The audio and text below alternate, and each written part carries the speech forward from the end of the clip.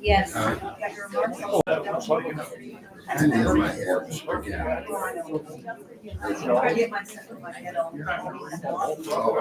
No.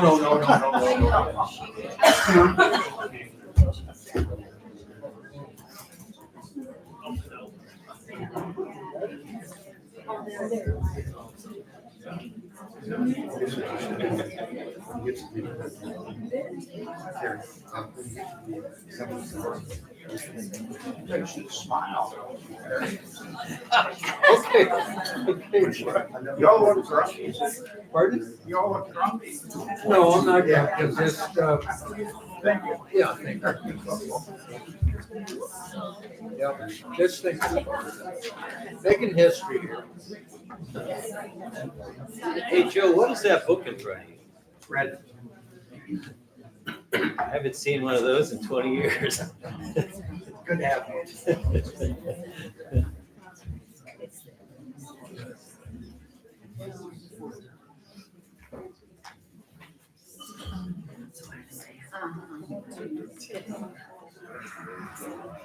Yeah, you're fine.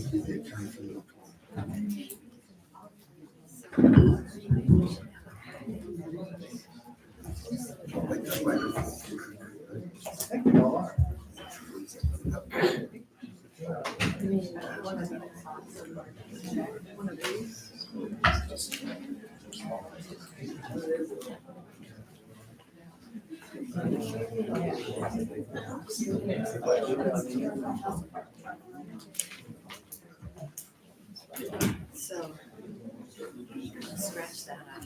Yeah.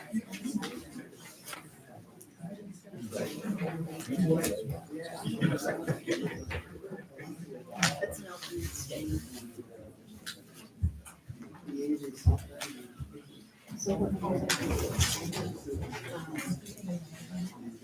Let's say it's after your open statement, you're gonna ask. Yeah. After that, It's called that one. he, at the end of all 69, he's going to say, so we'll proceed with. So then, oh, okay, so then either you or I go back to the podium and ask Charlie back. So Charlie's back. He's got another one, right? You want me to do that? Sure. Okay. Okay. Let's call the City of Galena Municipal Official Electoral Board to order. Take roll. Sue. Renner, Here. Kiefer. Here. Hi, here. Okay. We'll start off with the board chairman's comments. I am Mayor Terry Renner, and excuse my voice, I'm a little hoarse today, but I am Mayor Terry Renner, and I will be serving as the chairman of the electoral board for case number 2025-MOEB-01.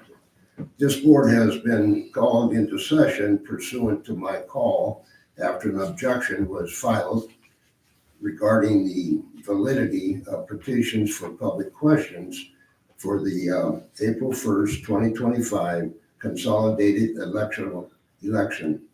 By law, this board consists of the mayor, the city clerk, and the longest-serving alderman. And at this time, I'd like to entertain a motion to appoint Joe Knack as our attorney to the board. Mayor, I would make a motion to appoint Joe Knack as attorney for the electoral board. I'll second. Okay, been moved second to appoint Joseph Knack as attorney to the electoral board. Take roll call on that, Sue. Renner, Yes. Kiefer. Yes. Hi, yes. Okay, motion carries. The first order of business is the adoption of the rules for the electoral board. The electoral board rules were prepared by Attorney Knack and posted on the city websites. The rules designated Joseph Knack as attorney for the board. These are similar rules, similar to those used by other electoral boards throughout the state, including the State Board of Electoral Elections.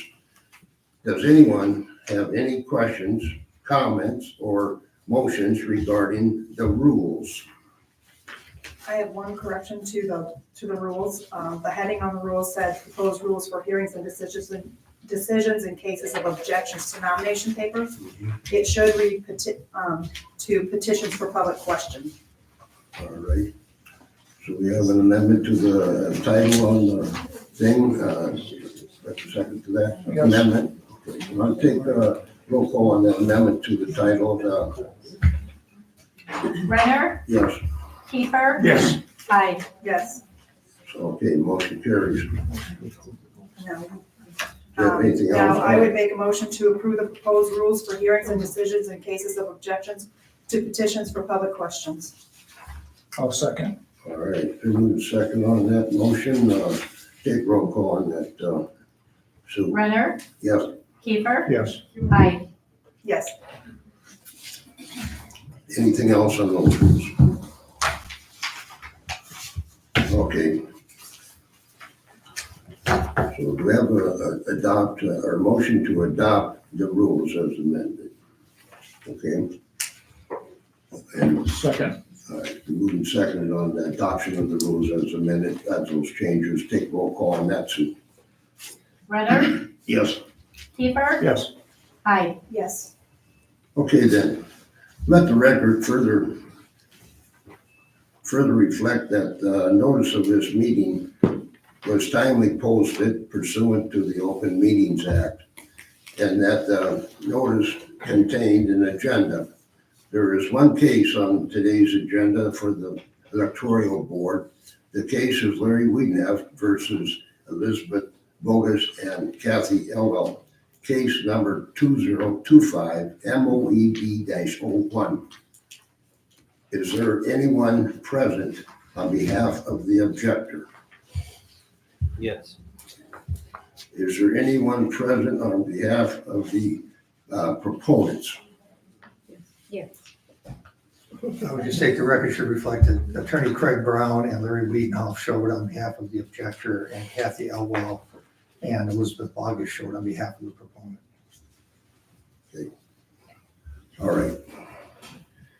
So at this time, both of the parties have filed an appearance form with our board's attorney. All right.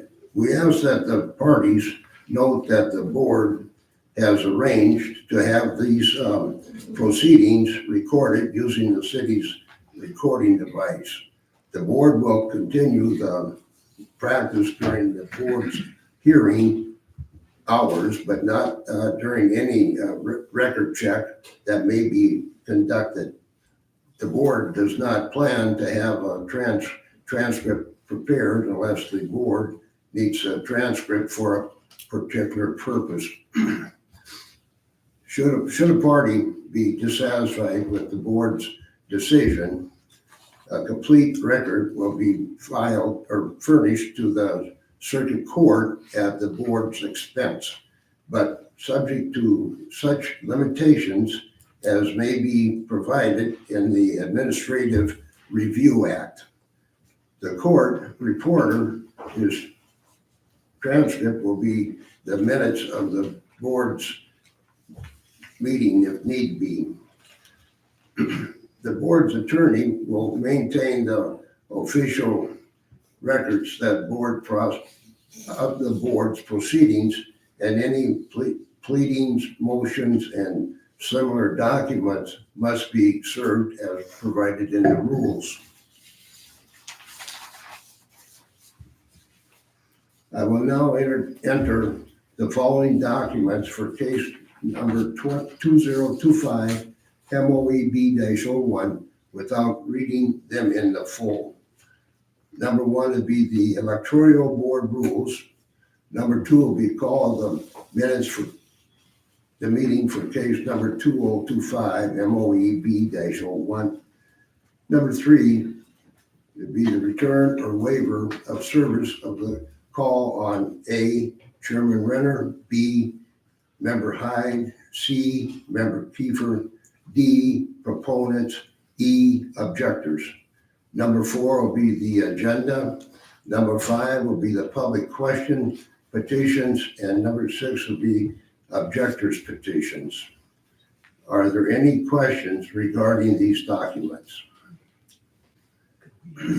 If not, the board's attorney will enter them into the record as board's exhibits 1 through 6, and returns of services waivers or receipts for certified mail that are received later will be added into the record by the board's attorney. And I will now call case number 2025-MOEB-01 and turn this over to the board's attorney for handling.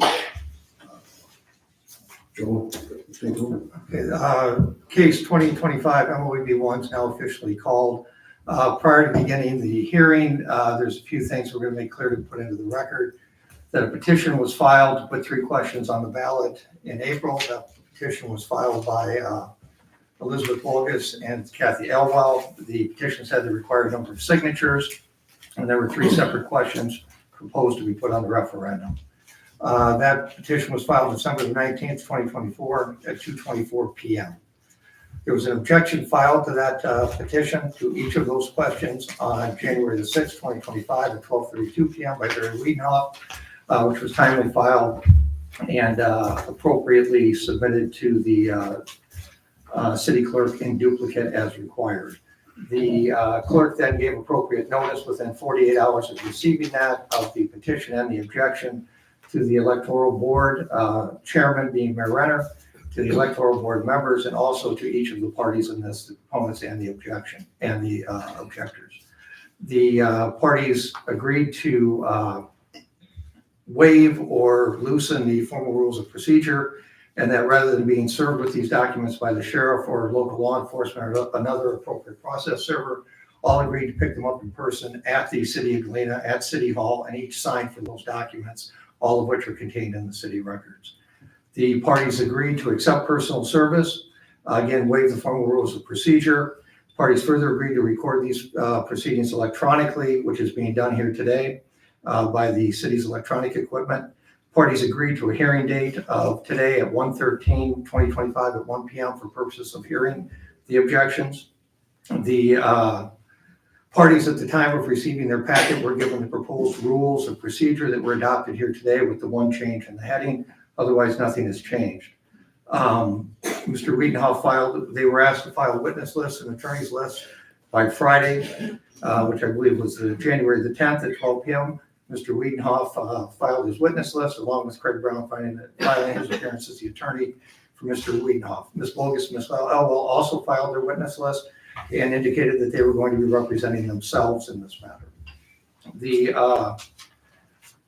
procedure we're going to follow here today is each side will be given a brief time to give an opening statement similar to a court proceeding. Mr. Brown will go first, followed by Ms. Elwell and Ms. Bogus. I'll give you each an opportunity to speak. Mr. Brown will then put his case on, call his witnesses one at a time. I ask you to be sworn. Please sit to the seat, caddy corner for me, each witness. When Mr. Brown is done with his witness, the ladies will have an opportunity to cross-examine now. When Mr. Brown rests, you'll then have an opportunity to put your witnesses on, ask them any questions. Mr. Brown will have an opportunity to question now. Mr. Brown will then have an opportunity at the end to rebut, cross-examine whatever he feels is appropriate at that time. Each party will be given an opportunity to make a closing argument at the end to summarize their positions, at which point we will then conclude the hearing. The board will then discuss at the table, hopefully make a motion one way or the other to make a decision here. If a decision is reached, we will then recess this board, depending on the time we get done, to hopefully then reconvene at a later time. If we're done prior to 3 o'clock, my intention would be to recess the board till 5 o'clock, at which time we will come back and render a written verdict as to, or a written opinion as to what took place here today. If it's after 3 o'clock, depending on how far after 3 o'clock, I would probably bring the board back at 6 o'clock tonight to render that opinion. I don't want to go much later than that due to the fact that there's a city council meeting scheduled at 6:30 this evening.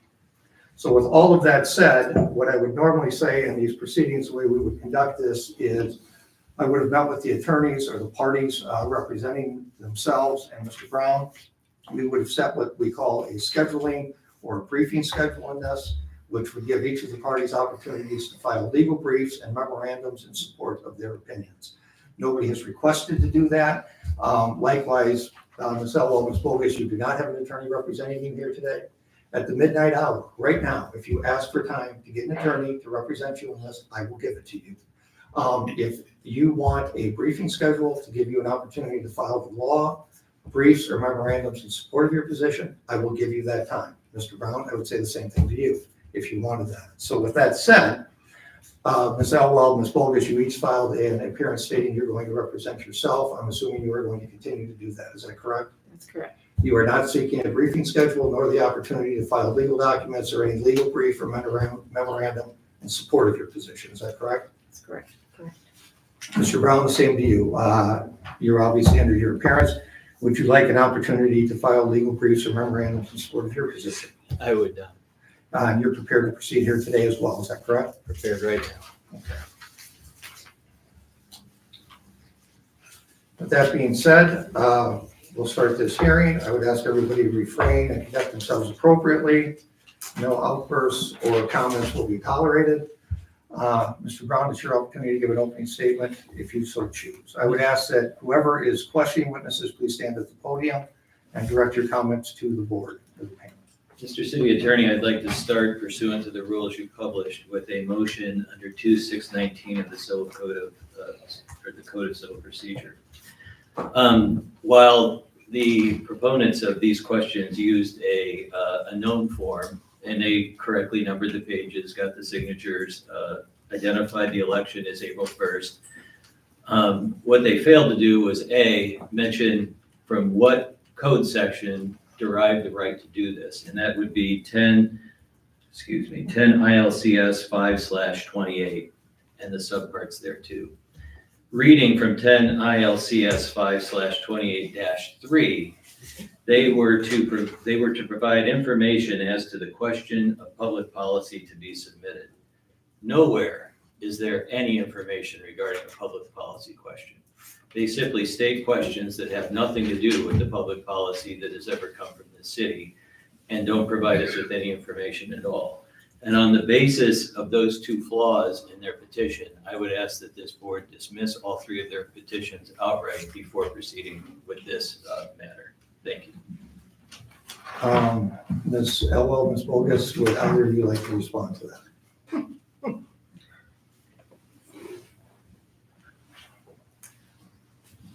I'll respond. Okay, so we'll go there.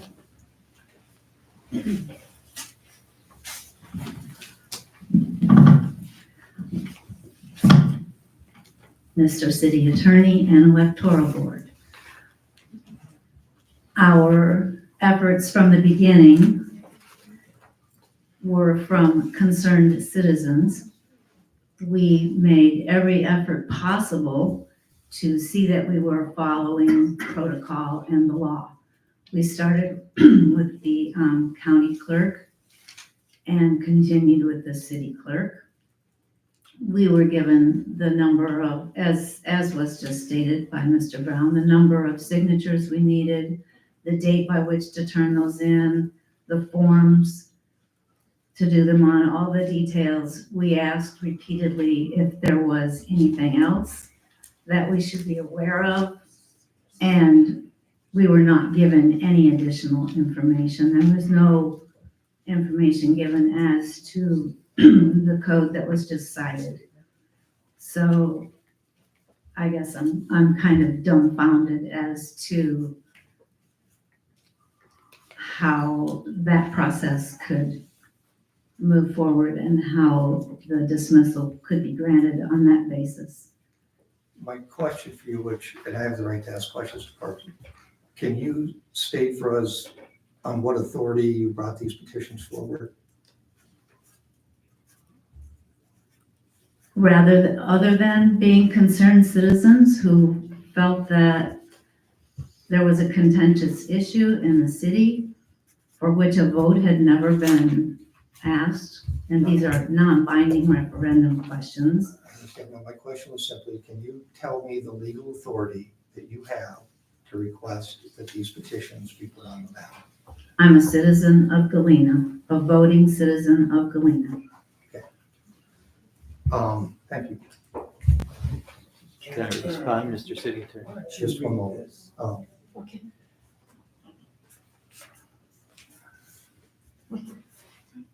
Go ahead.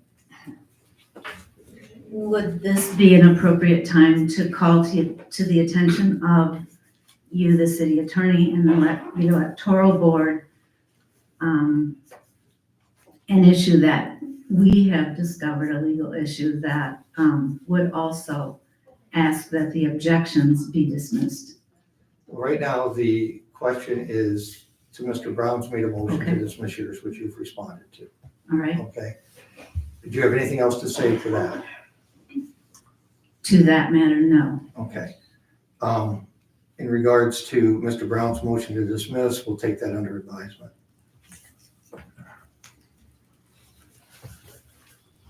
So I'll be seated. Yes, there's nothing else on that. I would ask if they're gonna make a motion to dismiss, that they do so prior to my opening statement. Do you have any pre-trial motion that you want to make? Yes. You want me to read this? I see if I could. Yes.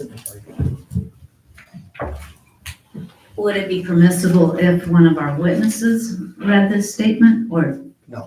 does one of the two of us? One of you two need to. Elizabeth, would you like to read it? Not really. Okay. All right. Well, I'm speaking for the four of us who had a committee that wrote the questions, but it's kind of been siphoned down to two of us. So anyway, we, the petitioners, seeking to place questions on the municipal ballot in the April 2025 election, request a dismissal of Mr. Wiedenhef's objections based on the following. The city of Galena has adopted by ordinance 36.70 the State Officials and Employees Ethics Act. And that's ILCS Chapter 5, Act 430, referred to hereafter as the Act. Galena's ordinance states that the provisions of the Act are applicable to the officers and employees of the city. The Act states, quote, "A member of a city board who is appointed by the mayor or city council is considered a city officer." Consequently, Mr. Wiedenheft, as a member of the city's Historic Preservation Commission, appointed by the mayor and approved by the city council, is a city officer subject to the Act and is prohibited from filing objections to our petition questions. Therefore, Mr. Wiedenheft's objections to our petition questions appear to be illegal and should be dismissed. Done? All right. Thanks. Thank Mr. City Attorney, nothing was quoted to suggest that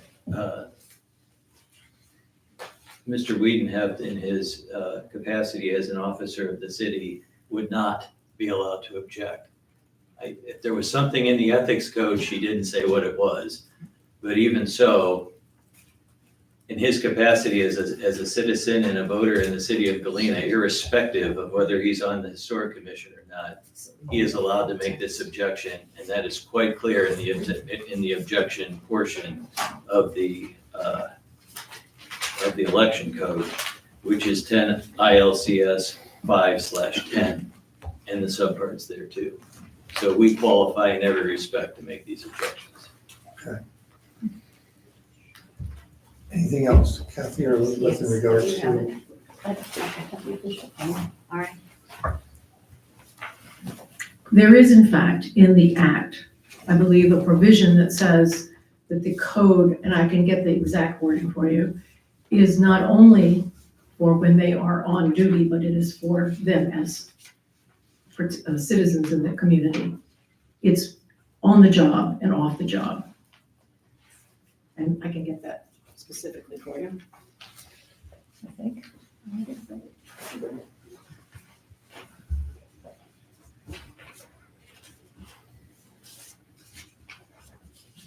Okay, anything else? Here we go. in regards to this?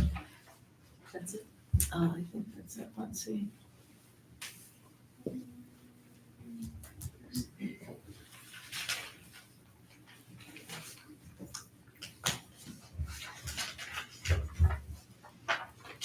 Oh, here it is. Okay. Um,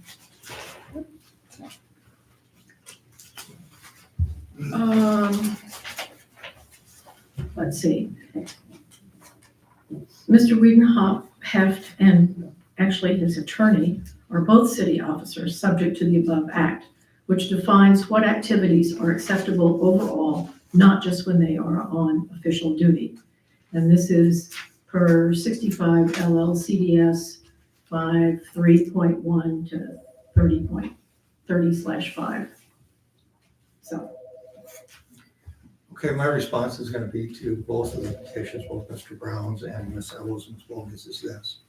You both indicated you were willing to proceed here today. Neither party wanted to file any legal memorandums or briefs in support of their positions. I'll ask each of you again. Do you want the opportunity to file those legal briefs to support your positions and make these arguments, or do you choose to proceed today? You should speak in the mic, Joe.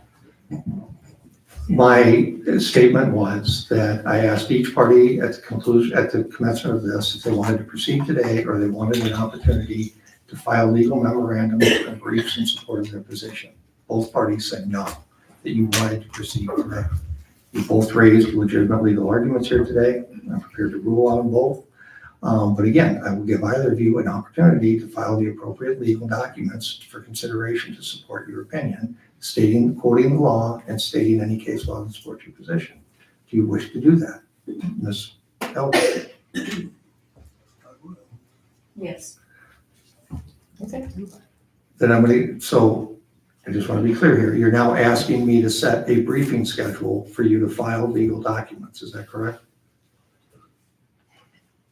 And just so you know, I'm going to set it out. I'm going to give you, we'll work on the time together, and I'll recess this for a moment while I meet with the two of you and Mr. Brown to come up with a briefing schedule. But it's generally 14 to 21 days for you to file your documents, and he'll be given that same amount of time to respond. So may I speak? Yeah, right. May I speak up here?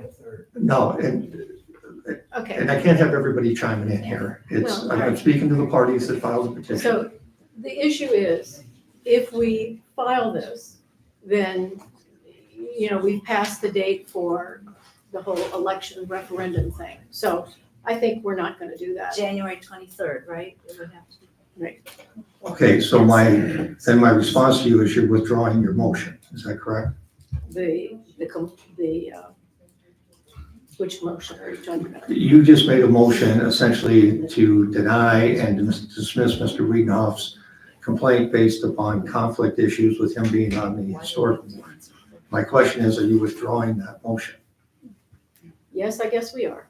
Okay. No. No. Okay, Why? this isn't going to be audience participation. All right, this is real simple. I'm going to run this straightforward the way you run a legal proceeding. You've made a legitimate motion, both sides. I'm telling you, I'm going to give you time to brief these if you want to do it. If you're telling me you don't want to do it, I'm asking you if you're withdrawing those motions. I guess we're going to file the motion. I agree. So you want time to file the motions? Yes, we do. Okay. Mr. Brown, I'm assuming you're the same in regards to that? Absolutely not, Judge. I'm sorry, I'm in court all the time. No, I would accept a ruling on my motion to dismiss as we sit here. I have no need to brief it. I am not asking for any extra time. That's entirely their doing. I'm not asking for it. Okay, we're under time constraints here today. I'm going to deny both motions. We're going to the hearing. Mr. Brown, this is your opportunity to give a brief opening statement as to your position, and I'll give Ms. Elwell, Ms. Bogus the same thing. How brief? Just kidding. Normally don't write these things down, but I want to get the Will we wording deny right. it then? Yes, I denied both motions. Members of the Electoral Board, thank you. This proceeding today is not about the merits of the so-called Parker project. I would ask that people not speak while I'm speaking, please. This proceeding is about 3 questions that might be placed on the April 1st ballot, which are non-binding in nature but intended to be advisory on a subject of public policy of our elected officials. All 3 questions fail with respect to that goal and its statutory requirements. There is no public policy to either support or oppose the so-called Parker project. There has been multiple zoning board and city council meetings that included the Parker project on the agenda. These matters have been addressed by each board as any other proposed plan unit development would be addressed. Issues are raised, modifications are made, approvals or rejections come in stages over time. There is no policy. The 3 questions proposed are misleading and inaccurate. They represent nothing but a marketing effort by folks that oppose the Parker project. Similar to the Park the Parker signs that appeared in several yards a couple years ago, these 3 questions are designed and worded to achieve certain results, a result that is in opposition to the Parker project.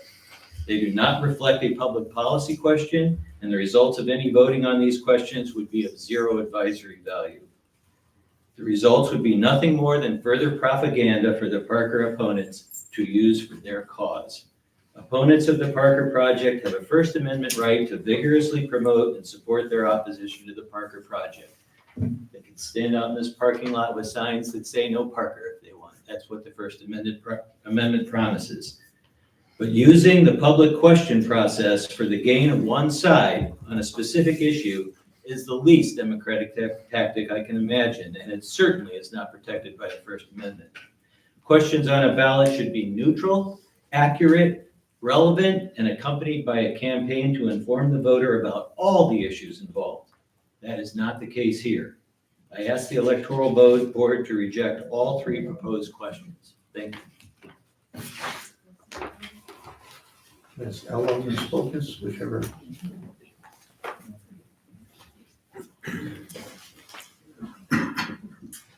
My name is Elizabeth Bogus, unlike the street Bogus, it's Bogus. I live at 519 4th Street and have been a registered voter of Galena since 2014.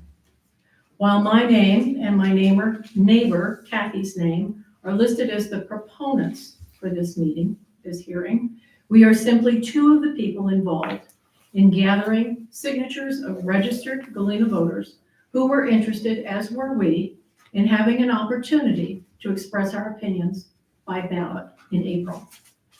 I think it's important for everyone to know who was involved in getting the idea of the petition started. Dick Allman, who served the city of Galena as mayor from 1997 to 2005. Charlie Fatch, who served the city of Galena as councilperson for 12 years. Kathy and I, who are regulars at city council meetings, and our 5th member, Rick Pariser, who is currently out of the country, but will be on the ballot for city council in April. Those of us who started the referendum petition are people who have supported and continue to support the city of Galena. None of us currently serves on any city board or commission appointed by the mayor or have any personal or business connection to the Parker project. And as a result, we have absolutely no conflict of interest in this. We don't have an attorney representing us. We were not and still are not looking to engage in a legal fight and have no interest in an adversarial relationship with the city. We see ourselves simply as concerned citizens of Galena who want to see some measurable statistics about how the registered voters of Galena think about the future of the Parker project. The 3 questions that we proposed were to be informational only. These are not questions arguing the merits of the Parker development project. They are non-binding, and that means that the city council can consider the results of the referendum, however that might turn out, or disregard them entirely.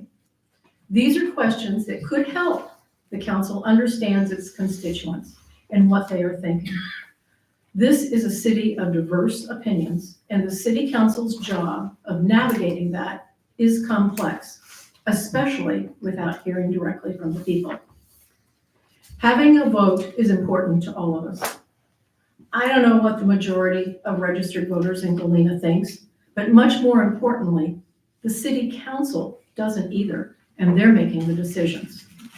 I know every member of city council cares about Galena, but this was not a decision about do we pave Bench Street or Franklin Street. This was a huge project with lots of moving parts, zoning changes, traffic concerns, and now a lawsuit. I understand that this is complicated, and the council's decisions about this are not easy, but it is also true that taxpayers' money has been spent and is still being spent by the council in this legal matter, with more appeals on the horizon. The 3 questions that we put on the petition were not a vote on the Parker project. Signers could be for the Parker and still support the opportunity to vote. Our goal was to let the registered voters' voices be heard anonymously so that the city council could have the information they lacked. Maybe the majority of voters are in favor of the Parker, or maybe they aren't. Unless questions are asked on a referendum, we will never know.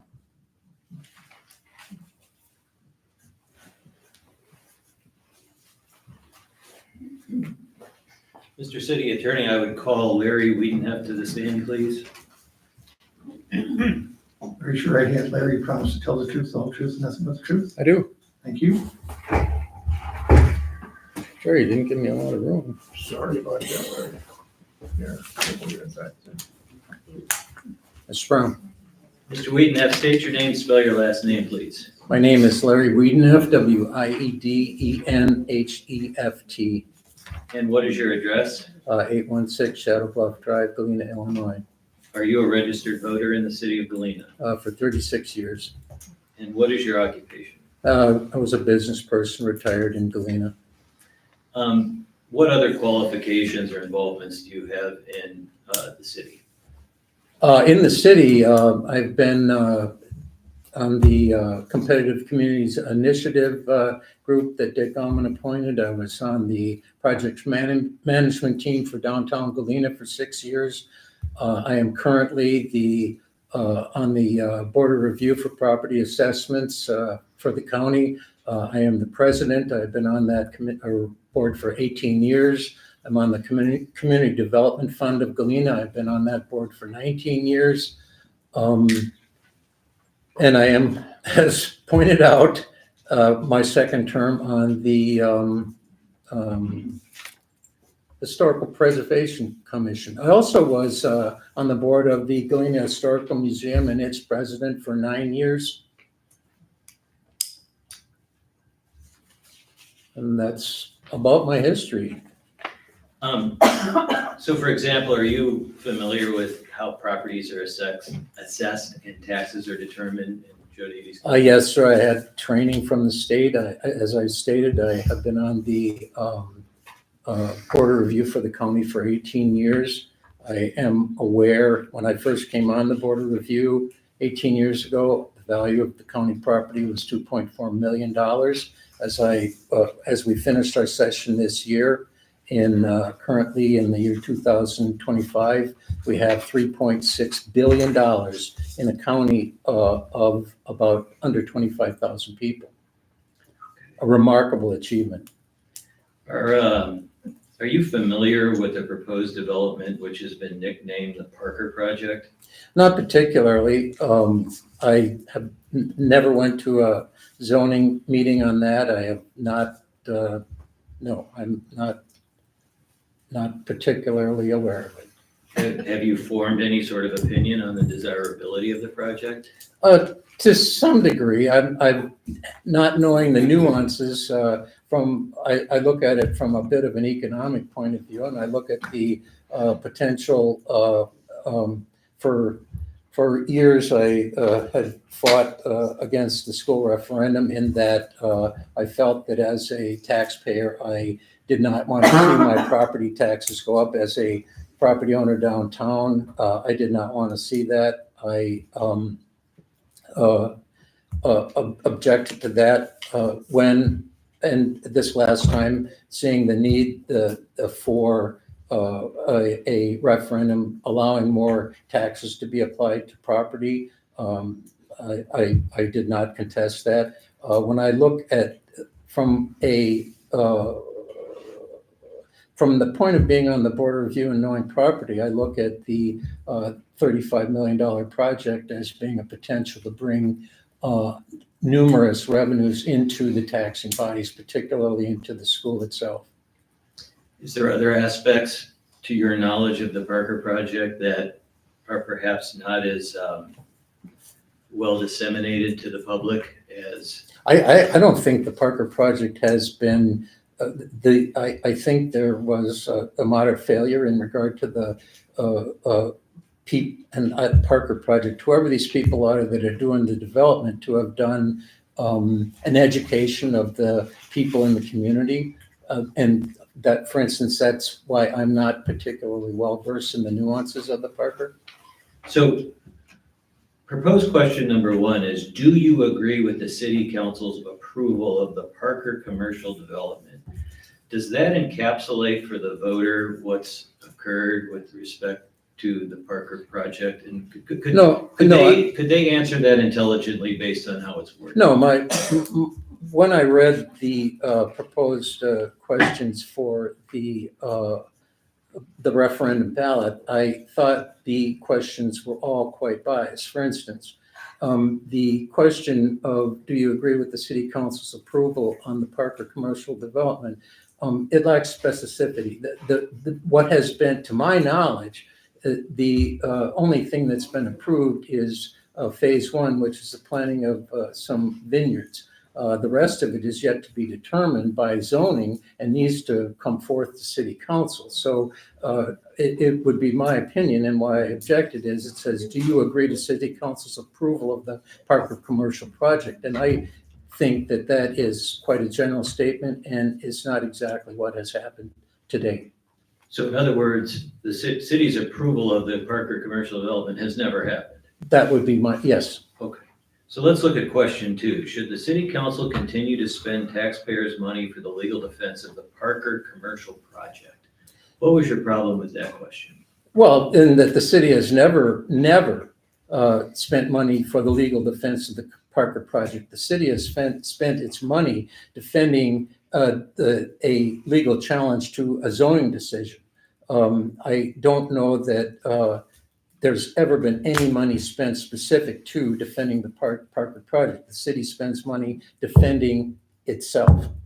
So defending its process at both the zoning, and would you agree at the city council level or not? They did at the city council level approve the spending of this funding. So the entire city process with respect to a planned unit development is what the city has spent their money on from a legal defense. Absolutely, Do you nothing to do believe that with. question says that? No, it does not. It absolutely does not. It's quite specific and throws somehow the spending of resources from the city to an individual developer, and that did not happen. The city had to defend itself. Okay. Let's go to proposed question number 3. Should the city council approve the spending of taxpayer money to support, aid, or financially assist the Parker commercial development? What's the issue with that question? I find that quite deceptive. The developer for the Parker project has actually never asked for financial support or aid. I think it is illegal by statute for the city to aid an individual or a developer or a personal project, and essentially it hasn't been done. So the question is, should they? They can't, and they won't, and the developer has never asked, and Has the city ever offered? no, the city has never offered. Why would they? Would there be, can you think of any reason a taxpayer would want to vote yes, the city council should give taxpayer money to a private? No, commercial no, project? it begs the question, all these questions beg the answer no. So as I might talk about different individuals who immediately read this, their immediate reaction to this is no, because the questions are, again, lacking specificity. Thank you, Council. They are misleading and they are deceptive, so they demand no answers. They beg the question. So the questions are all non-binding, so what difference does it make? Oh, I'm not particularly, I don't understand your question. So if the questions are so misworded as to not be of any value and they're non-binding on the city council, what difference does it make if they're on the ballot? It makes no difference, well, Counselor, it makes a difference that they're on the ballot because they mislead the voter. What would the results of the election with respect to those questions, what would they be used for? Oh, they would be used to support the position of the position of the people that are against this project or the development. So in other words, it's used as a marketing effort by the anti-Parker. Without a doubt. Okay. I have no further questions for this witness. Are we doing cross-exam Yeah, now? that's most of it. Either one of you have a question, sir? Sure. Questions, Mr. Reno? Why not? So, Mr. Wiedenfeld? That's a nice try. Yeah. Is that to kind of disrupt the witness or what? Good tactic. Trouble with your name. Good Trouble with tactic. my name. And your name is what? Bogus, not bogus, yeah. Oh, Miss Bogus. Bogus. Yeah. Oh, bogus. No? Bogus. Okay. Anyway, no, Okay. Does it concern you that there has never been a vote by registered citizens of Galena about a project this size? No, It doesn't concern you? no, because it's not even gone through the city yet. But we'll get to that. Is it possible, I think it's possible that a person could be for the Parker development and vote on this referendum in expressing that? Do you think that only people would vote no, that there wouldn't be people who would say, yes, I'm behind what the city council says? I don't know. I think that might have been your strategy. I'm not particularly sure. I think that, I think a great amount of the people that you got to sign the petition had no idea what they were signing. They just signed it because people walked up to the door and said, here's a petition. Wow. I don't think that's true. Oh, that's my opinion. I know You have that's your yours. opinion. That's true. You have some questions? I do. Okay.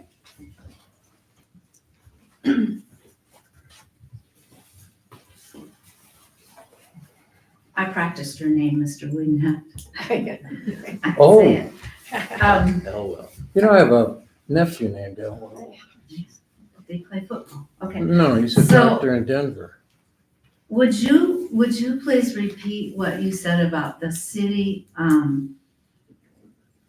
only approving part of the, I did, I think.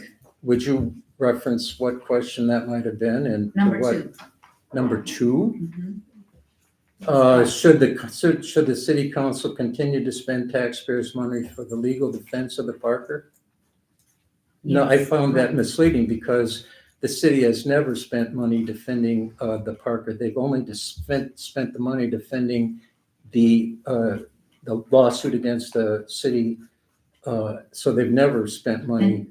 And did I write correct? I mean, I took a note, so did I write correctly? Did you say it was a zoning decision? All they had ruled on was a zoning decision? Maybe you're confusing that with question number one. Maybe, was it, do you agree with the city council's approval of the Parker commercial development? No, Is that the it was question? about the legal defense. Okay. And what do you think I said? That the legal defense was over a zoning decision, not over the procedure that the city had followed.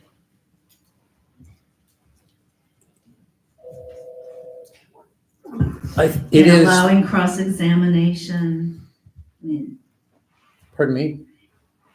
it was my understanding that the ruling that was made against the city and for the plaintiff in the legal battle that we're paying I thought now. I thought that the legal battle was with the city. The lawsuit was filed against the city. Right? Right. but to uphold the judge's decision that that they had failed to allow cross-examination in particular hearings. What I'm gonna do is just Yeah, I'm interject not- briefly, just hang on a second, is, the idea is, and I understand, I'm gonna give leeway here because I understand you're not an attorney, but it's your opportunity to ask him a question, not have a dialogue back and Okay. forth. So if you just Well, ask him the questions, he'll answer them, and we'll go back and forth that way. Okay, so what is your understanding of the ruling that a judge has made to this? I really don't know. All I know is that a judge made a ruling and it's under appeal. I don't know what the ruling was. I never, Or what it was for? well, it had to do with the city, and the lawsuit was against the city.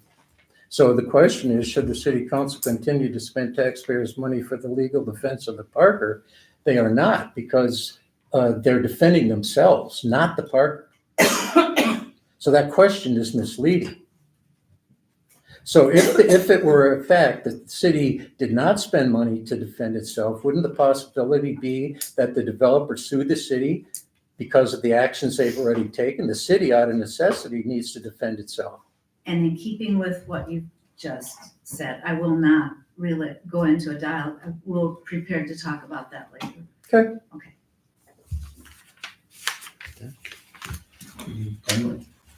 Done with this witness. I would call Laura Edmonds to the stand, please.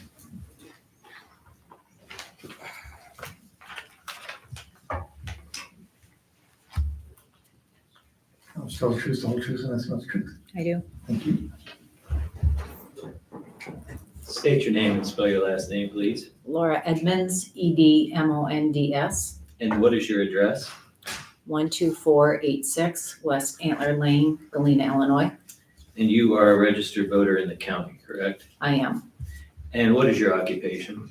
I am the supervisor of assessments for Joe Davis County. Is that otherwise known as the chief county assessor? Yes, So all assessors township-wide, as well as those working at the courthouse, everyone reports up through you, correct? yes, the township assessors are elected, but my staff reports to me. Do you know about this proposed development, which has been nicknamed the Parker Project? Through newspaper articles and, coffee clutch hearings or talks, I know that there's a expansive renovation for the Marine Hospital and vineyards and some guest cottages. And is it fair for me to say that you're familiar with how properties are assessed and taxes are calculated in the county? Yes. And with respect to the Parker project, have you become aware of any discussion or understanding with respect to the tax implications of this project?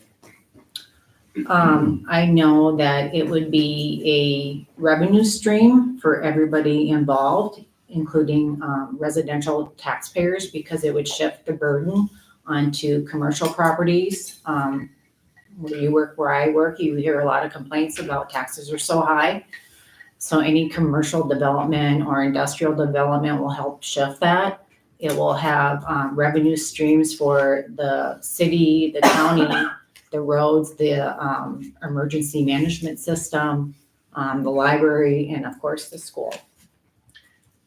And when you look at the three proposed questions, starting even with the most general one, do you agree with the city council's approval of the Parker commercial development? Do you think that a question of that nature encapsulates all the issues like the restoration of the Marine Hospital, the tax implications of what might occur, as well as some of the issues that the opposition talks about environmentally and the traffic concerns? Do you believe that's encapsulated in that question and you'll get a informed answer to it from the voters? No, I do not. And has anybody approached you about getting accurate information regarding the tax consequences of this project? Yes. Member Jerry Westemeyer, I think, approached me a few years ago, and I gave him some spreadsheets based on, 10 million, 15 million, 20, 25 million. Okay. And To your knowledge, did that get disseminated to the public? Not that I know of. Okay. Do you feel that the three questions asked are fairly worded in a way that the voter results would be meaningful and useful to our city council going forward? No, I feel that they are a bit vague and one-sided. Let me focus on question 3. Should the city council approve the spending of taxpayer money to support, aid, or financially assist the Parker commercial development? What's your take on that question? To me, it sounds like it's asking if the city should pay to have the Parker project developed. And that's just not right. The wording is not correct, I don't believe. And given that it's non-binding in nature, do you have any opinion about what difference it makes? Well, I think voters absolutely need to be informed, not just of the bad things, the traffic, the environmental or the neighboring issues, but they also need to be known of the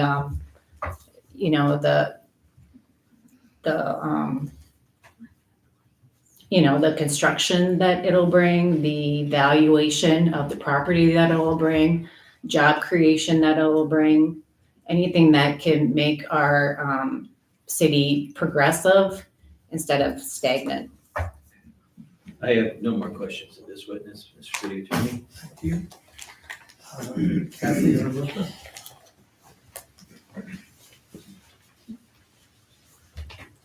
Okay, I will ask you the same question that I asked Mr.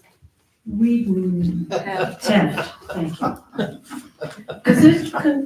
Do you think it is worthwhile to have a vote by the registered citizens of Galena about the Parker project? If the question was worded correctly, then yes, I would agree. But these questions that have been presented, I do not think are worded accurately. Okay, but you do think it's important to hear from the citizens of Galena about this project? If there were different questions? Sure. Sure. Okay, good to know. No redirect, Mr. City Attorney. I would call Andy Willis to the stand, please.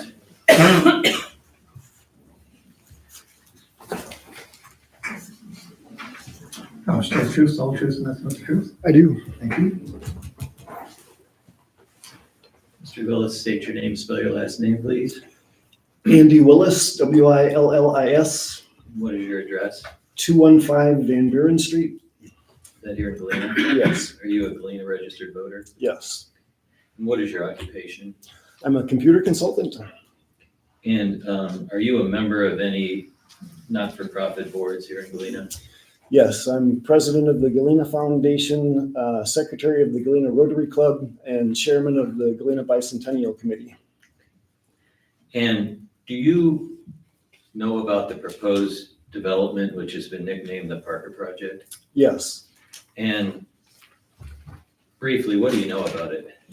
Well, it's a project that's going to restore the Marine Hospital and provide vineyard and event space as well as cottages. And have you formed a personal opinion on the desirability of the project? Yes. What would that be? I think it's a good project. I think it'll be good for the city, good for tourism, and most importantly, it's going to restore the 1861 Marine Hospital that was built by Eli Parker and is one of the most valuable artifacts in Galena. Do you acknowledge, no matter how much you support it, that there is a number of voters in the city that are opposed to it? Absolutely. And looking at proposed question number 1, do you agree with the city council's approval of the Parker commercial development? Do you think that question gets to the heart of how the citizenry feels? Well, it's misleading because the city hasn't approved any Parker development project. They've approved the zoning and bits and pieces of it, but there's still a whole lot of it to go that needs to go before the zoning board and the city council before any construction will begin. And in each of those stages, would you be familiar, is it subject to modification if certain issues are not addressed? Yes, absolutely. Okay. Turning to proposed question number 2, should the city council continue to spend taxpayers' money for the legal defense of the Parker commercial project?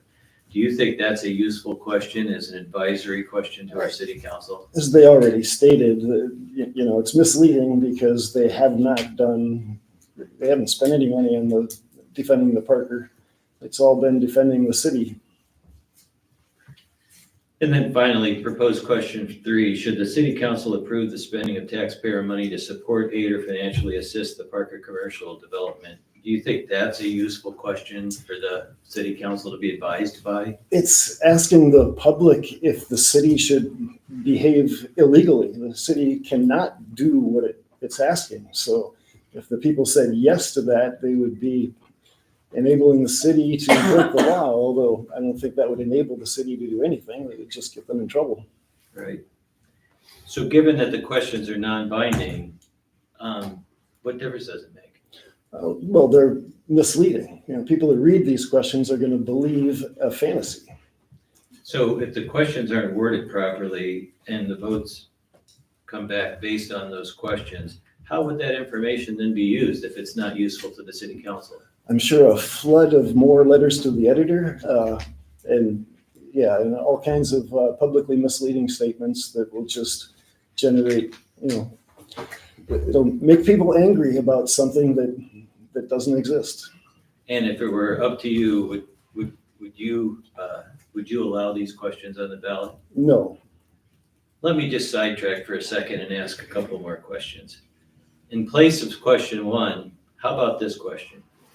Do you believe the zoning board and city council should approve, when presented, some or all of the phases of the so-called Parker project, including infrastructure enhancement, historic restoration, of vineyard trails, and overnight lodging? Would that be a more fair question? Perhaps. You said a lot. I'd need to dissect it a little more to. Okay. With respect to question 2, how about this question?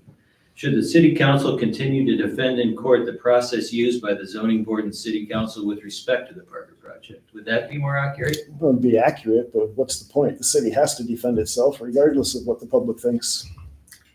And then finally, for the question 3, which asks the voter about something that is no existence in reality, how about asking it this way? Are you aware that the Parker project is funded entirely with private funds, and if completed as planned, will contribute significant annual tax revenue to the city of Galena, the county of Joe Davies, the Galena School District, the library, East Galena Township, and some other smaller taxing districts? Would that be fair? It would be fair, but that would also, encourage people to vote in the other direction. So I don't know. So it would be just as biased the other way? Well, perhaps. Okay. I have no more questions to this. Go ahead. Okay.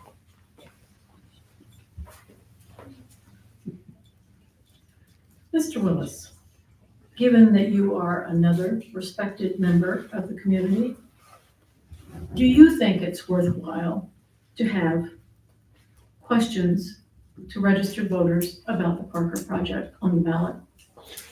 I do not. I believe we live in a representative democracy where we elect our public officials to make decisions for us, and that, the public has no place in day-to-day operations of the city. So you believe that regardless of the size of this project and the impact it would have on the community, that the voters, the registered voters in this community should have no say in that? I trust that we elect officials to make these So is that a decisions yes or for no? us. Yes So, or no? Well, repeat the question. Given the size of this project and the impact it's going to have, could have on the community, do you feel it's worthwhile to hear from the voters? Yes or no? I have no opinion on that, I guess. I don't care either way. You don't care. So you would be okay with a vote? Yes. Okay. All right then. Well, Nothing further? Thank you, Mr. Willis. And I would call Tim Vincent to the stand, please. so the truth is the whole truth, and that's what the truth. I do. Thank you.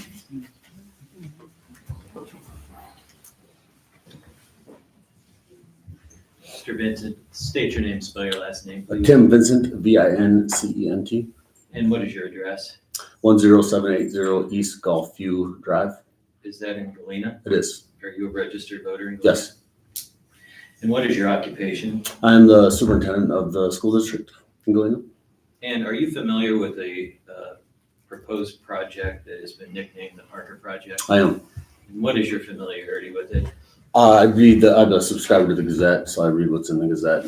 And I was at the school district had a matter in one of the zoning meetings, so I was later on the agenda. The school district was later on the agenda in one of the zoning meetings, so I was in person for one zoning meeting early on in the process. And have you formed an opinion on the desirability of the project? Overall, no. Have you reviewed the 3 questions proposed? Yes, I read them.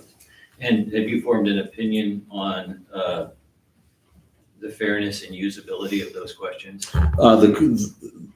My suggestion would be to add specificity. They do come off as the initial response when I read them was to, as a voter, would be to vote no. So do you have a sense of the impact this project would have on the revenue stream to the Galena School District? It's difficult to do projections even past a year there's so many variables in the tax process. The Davis County is a PTEL district, a property tax extension limitation law. And the informal, or kind of the slang term for that is tax caps law that all municipal bodies in Davis County adhere to.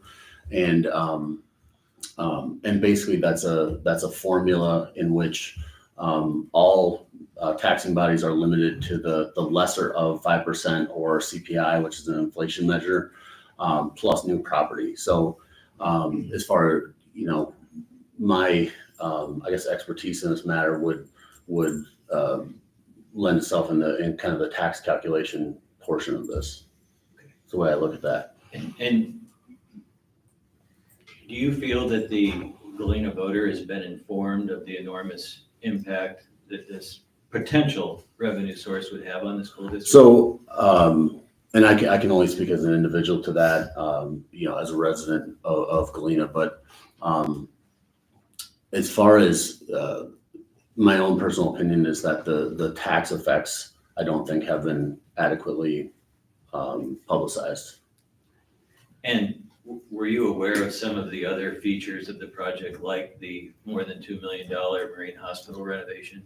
I'm aware of the vineyard, I think small cottages, and what I've seen early on. I paid attention to the Gazette. I think there was a rendering of that, and then I have read the articles and that, so I'm somewhat familiar with restoration of the Marine Hospital. And are you aware of the several $1 million in privately paid infrastructure that will be added to our community Right. if the project's approved? Yes. You are aware of that. And do you think those features of this project have been adequately disseminated to the public? No, I don't think so. So without those features of this project known, is a public referendum, even if worded properly, useful? If it's useful for the elected council members. But I think that's more a question for them on if they see, and I'm outside the city limits, so I guess I have less to do with that part of it as a resident. But I guess I would defer to city council members if they feel like a public, an accurately worded, unbiased question would add relevance and would affect their decision making. But would you agree with what I said in my opening statement, that it needs to be accompanied by an information campaign so the voters understand all of this? Sure, it would, so I, professionally, there are, I live in a world in which any question on the ballot has, it's very specific. I mean, if you read the school district referendum question, it's wordy, and it's wordy because it's required by law, and it has to have, very specific things in there. So that's the world in which I live, is that, you can't just craft a question that you would like on the referendum. You have to follow very specific parameters. Okay. I have no more questions of this witness. Okay. That's what I'm gonna ask. Mr. Vincent. Hi. As an esteemed member of our community, do you think it is worthwhile at this point to have a referendum question about the Parker? Given the correct wording, if that were something that the elected officials would, if that would affect their decision, I would Okay. have, I guess, be in support of that. Okay. Kathy. Okay.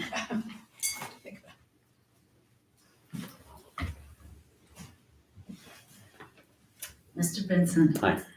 Hi. I am wondering, I'm not a tax expert and not a lawyer, Sure. but isn't it quite difficult to project all this predictions on tax revenues without assurance that the said Parker project would be a success? I mean, doesn't it hinge on the success or lack of success of It hinges. the project itself? Sure. It hinges on the property value of that. So certainly the success of it would increase the property value, but it would hinge on the property value. So at the beginning, I believe I said in a PTEL district, the general formula for taxing bodies is the previous year's taxes collected times the lesser of inflation or 5% plus new property. So that plus new property is that's kind of the question mark here, is how much new property that would be.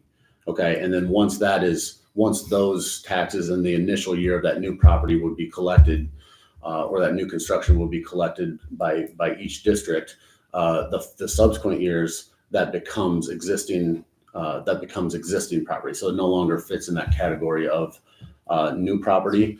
And overall, the way that taxes work, and the way I often explain it to people is that in order to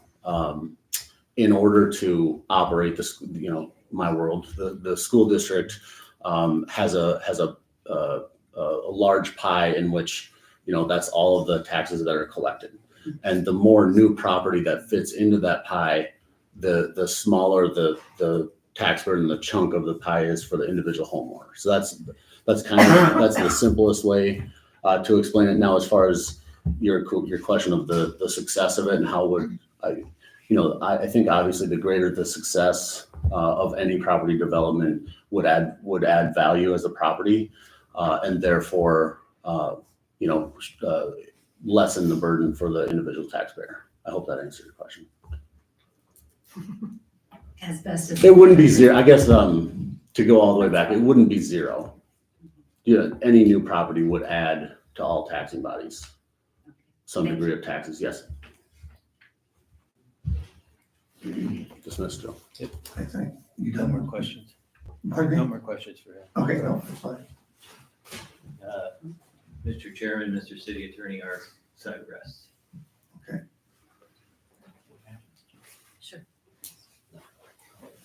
Kathy, Elizabeth, whatever witnesses you'd like to call. Okay.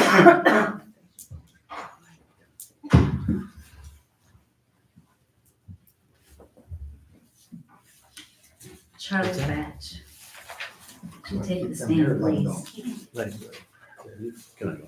Just as a matter of procedure, I asked Kathy and Elizabeth, Do you have any further questions of Mr. Vincent or Mr. Brown's witnesses so that they could leave and get back to work? Or do you want me to have them stay here in anticipation of other questions? No. Nothing further? Okay.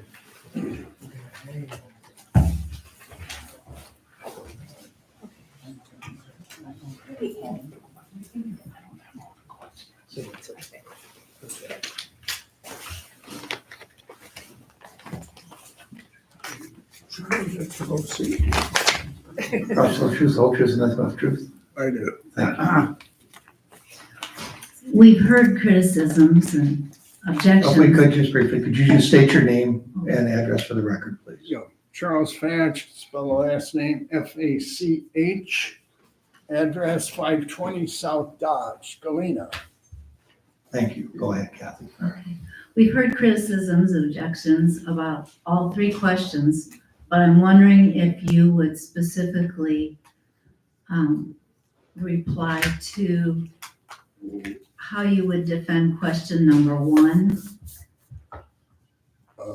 Should I read it or? Yeah, you should read it. And that question reads, do you agree with the city council's approval of the Parker commercial development? So do you think that question lacks specificity? The complaint about specificity, and Mr. Attorney, can I get into detail on this with this? Yes, you may. Okay. The complaint, specificity, lacks specificity, Parker development slang phrase, used to signify a project that involves many aspects, including infrastructure enhancement, historic restoration of vineyard trails, overnight lodging. City Council approved the preliminary planned unit development, a portion of the first phase of the project, annexation of land involved. The approval went no further than that. What exactly is the voter being asked to decide? Now, if I were a middle school English teacher and included the referendum question in a test for reading comprehension, and a student answered with the question lacks specificity and what's the person being asked to decide, I would have immediately known the student needs help. There is no trick question here. No conniving or slang. Slang is defined as vulgar and secretive phrasing. It's all up front. It requires a yes and no answer. Mr. Wiedenhoff's objection is simply not accurate. The phrase the Parker commercial development is not slang. It is in fact a common term, forms of which have been used by the city and the city council to refer to this project. We won't dispute the Parker project contains many aspects, but commercial development is hardly a misrepresentation. The proposal for the Parker was presented as a single project, and the development plan as a whole was given approval by the city. The developer's representative stated in a public hearing, ZBA, February 9th, 2022, that they wanted the approval of the whole project in order to have certainty in moving forward. And that is what happened. The question, do you agree with the city council's approval of the Parker commercial development, is a reasonable question to ask registered voters. The question asks for an opinion about the city council's decision. Remember, non-binding. So,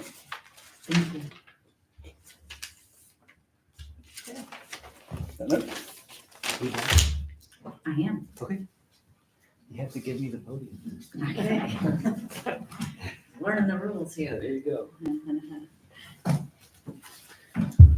Well, Mr. Fach, I'm one of those children that need remediation because I think the question is very poorly worded and hard to understand. So I heard what you said about people that are as slow and as IQ challenged as I am. Let me ask the question differently. See if you think it's more accurate. Do you believe the zoning board and city council should approve when presented some or all of the phases of the so-called Parker project, including infrastructure enhancement, historic restoration, a vineyard, trails, and overnight lodging? And before you answer that, I did need help with words like infrastructure and enhancement because of my IQ problem.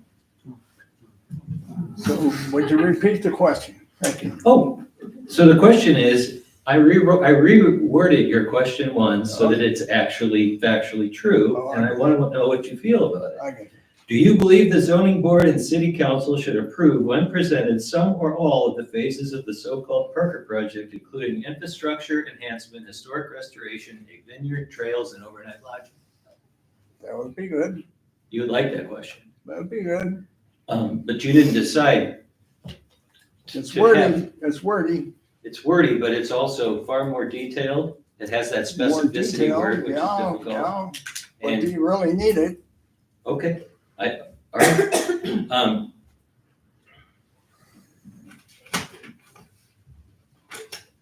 Did you participate in formulating question one? I think we had 4 or 5 great minds working on it. Was yours one of them? Well, Yes. So can you tell me, what did you hope to accomplish with question one? we hope to accomplish with question 1 the same as with question 2 and the same with question 3. And that was to achieve some kind of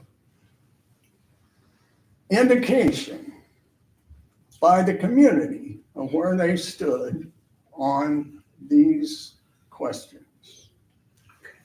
So when you ask a question like question 2, should the city council continue to spend taxpayers' money for the legal defense of the Parker commercial project?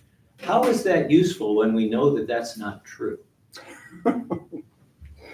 Yeah, well, it was assumed that when you talk about the Parker project, that it takes a swath across what is going on in the community. That is assumption. That is an assumption for that question. That covers a lawsuit that may not be defending the Parker project, but it is a result of. But that's not what the question says, correct? I'm saying, That's not what the question says, correct? pretty much, Oh, pretty much. yeah, I would say. Well, look, I'm gonna try this question on you. I reworded it, in my opinion, making it accurate, but you may not think so. Should the city council continue to defend in court the process used by the zoning board and city council with respect to the Parker project? You like that question? Repeat it again, would you? Should the city council continue to defend in court the process used by the zoning board and city council with respect to the Parker project? You know, I don't sense the subtlety there as to the change. Could you point that out? Well, in one case, I'm defending a private commercial developer, and in the other case, I'm defending the city zoning board and city council's process for deciding on a planned unit development and whether to approve or disapprove it. So actually, the difference in the wording isn't all that subtle. I think I'd go with ours. You need me this close? No, could he speak? Oh. to the Charles, mic? can you speak I'm in? not Oh, sure I'm that sorry. it's gonna pick anything up, is my problem. Yeah, Yeah, and I can't hear out of this ear, so I gotta keep going on. So I think I would stay with our question because it covers the city's defense, and also that is the result of the Parker project.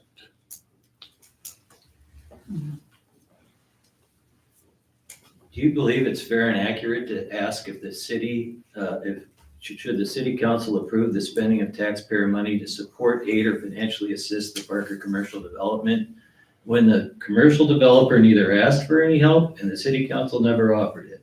Do you think that's a fair question? That question sort of looks into the future. That question is not about what has happened. And it's not about whether something is legal or not legal. It is a question, yes or no, period. So do you understand that a completely untrue question about any issue in the future then becomes fair game for a ballot? Like I can say, do you think the city should support prostitution in the future?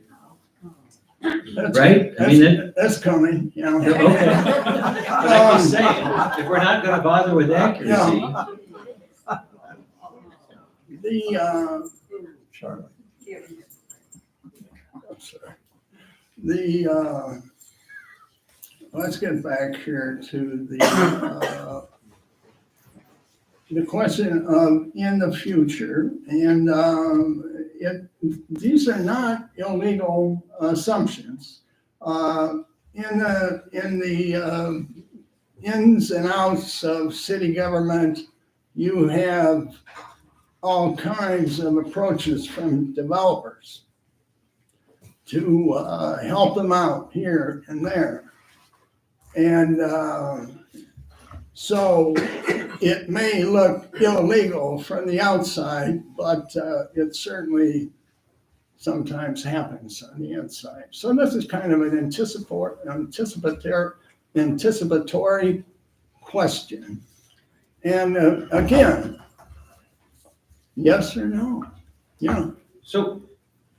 so based on the inaccuracy of the questions, but they appear to be good enough for Charlie Bash, so I'll accept that. Let's say that the voters, 80% of them vote no on these three questions. What's city council supposed to do with that, given the lack of information and utterly inaccurate and misleading questions? What are they supposed to do with it? Well, I don't know. I mean, it's kind of a, yeah, it's something where they're going to have to deal, they would have to deal with it. They would have to ask some pretty hard questions. And it's not out of the realm of reality that they could then become more accurate in their polling of the community, right? I don't know. I'm just basing it on what these questions are likely to do. So you're saying that the third question likely will get a no? I can't imagine a voter who would vote to have city council give the Parker project money. Well, that's interesting. I can't imagine. Who? I want to meet the person. Please introduce me. I can imagine that. I have no more questions in this area.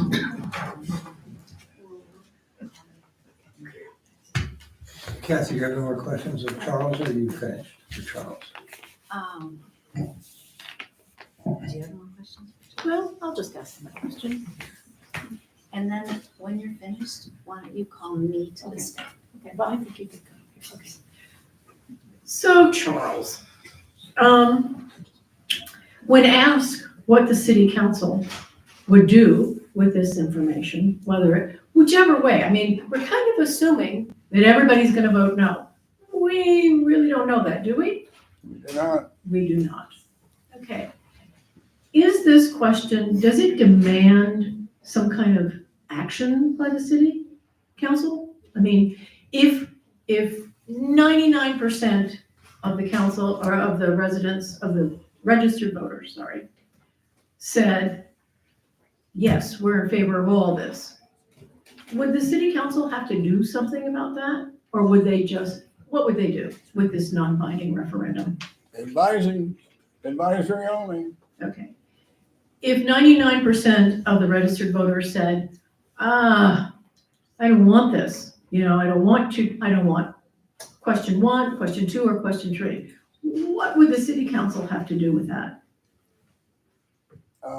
Repeat the question. If the majority of the citizens voted no to all those questions, what would that mean to the city council? Would it dictate their behavior? it certainly would, if I were on the council and that happened, I would take a second look at that and, yeah, start to think maybe something isn't according to Hoyle, with, the community and the direction of the city council. But then again, don't have to do anything. Don't have to. Don't have to change anything. Okay. Did you want to ask something else to Charlie? No. Okay, thank you. So I think it would work if you call me to the stand Okay, and then, ask me about question 2. okay. Oh, you're. Yeah. Yeah. I'm not. I'm Oh, you're. I'm oh, in, you're- I'm in, you're out. I've just called Kathy Elwell. That's where it is. I'm still truth, slow truth. I do. Thank you. So Kathy, we have heard. Wait, I think I have to If state. you state your name and Sorry. address, please. See, I'm learning this.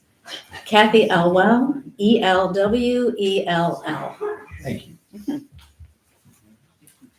Kathy, where do you live? I live at 517 4th Street, right next door to you. Oh, that's right, I forgot. Okay. We have heard criticism of question number 2, and there have been official objections posted, and so I'm just wondering if you can address those questions. Yes. So first, a refresher. Question number 2, as it was submitted from us, reads, should the city council continue to spend taxpayers' money for the legal defense of the Parker commercial project? Mr. Wiedenhef's objection is, this question is entirely misleading. The city council voted to continue its legal defense of the planned unit development process and annexation process of the city zoning board and the city council. The city council believes everything was done properly and has asked the appellate court to uphold that process. To the extent the Parker project is being defended in a legal context, that defense is being paid for by the developers. The question as written, this is still the objection, the question as written suggests that the city is spending money on a privately owned and funded project. That suggestion is not only untrue, it may also be illegal. So it seems to us that the objection itself is misleading and quite inaccurate. It's not illegal, but reasonable and correct to say that the city of Galena has more than once voted to spend taxpayer money for their legal defense of the Parker. Divide it up how you may in terms of the hearings. In fact, city council meeting minutes from December 23rd, 2024 reveal that the city, not the developer, has spent more than $177,000 to date on, quote, legal fees related to the Parker, end quote. The entire city council evidently does not believe everything was done properly. On September 9th, 2024, 3 of the current city council members voted not to continue this expensive litigation. The council's vote was split, causing the mayor to have to break the tie. Finally, in answer to the objections, there's not even an allusion, nor was it ever in our thoughts, or any allusion in the referendum question, to spending city money on the project itself. We know this hasn't happened. As the objection states, let's look at the question one more time. Quote, should the Galena City Council have spent and continue to spend taxpayers' money for the legal defense of the Parker development? And that's it.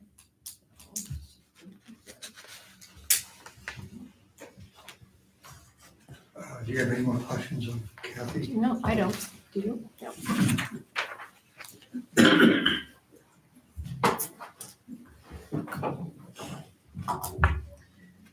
I hate to be this way, but are you Miss Elwell or Miss Bogus? I'm Elwell, Okay, Kathy Elwell. sorry about that. That's all right. Okay. So the terminology illegal in there, it's illegal to fund a privately owned project. It wasn't suggesting your question was illegal, which seemed to be the nature of your answer. It says the suggestion is not only untrue, it may be illegal. The suggestion that the city is spending money on a privately owned and funded. I could see how you could interpret it that way. I do understand. But it's meant to say that the city can't use public funds for a privately owned project. That's the illegal part. Okay. So I want to ask you about these questions.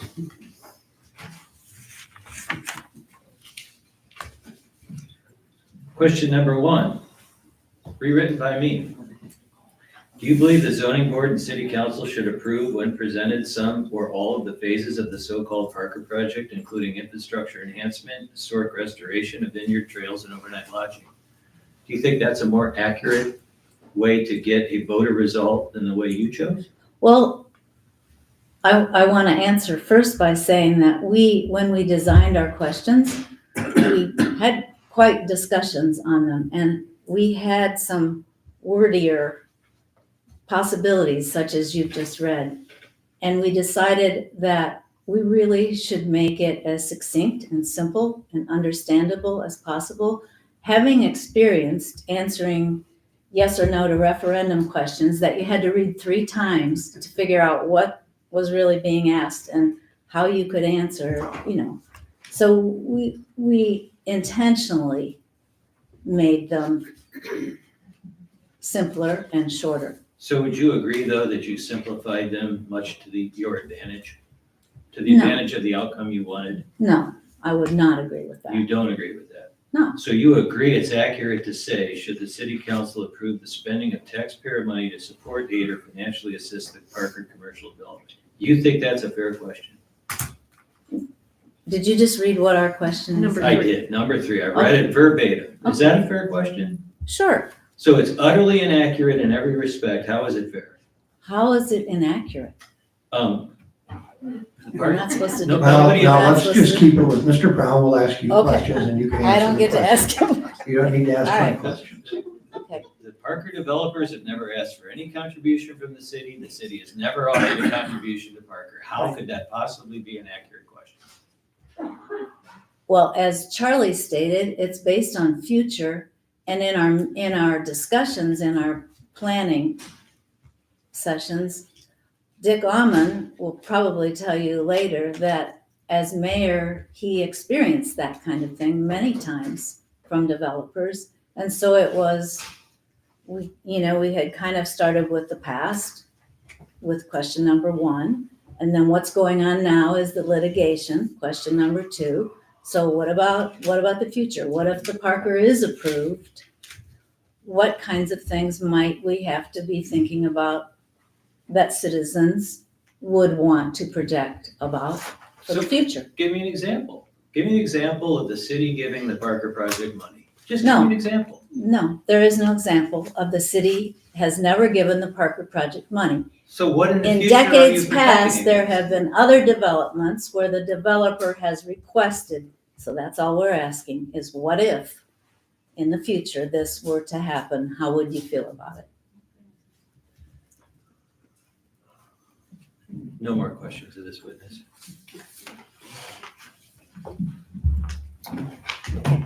Okay. Any other witnesses?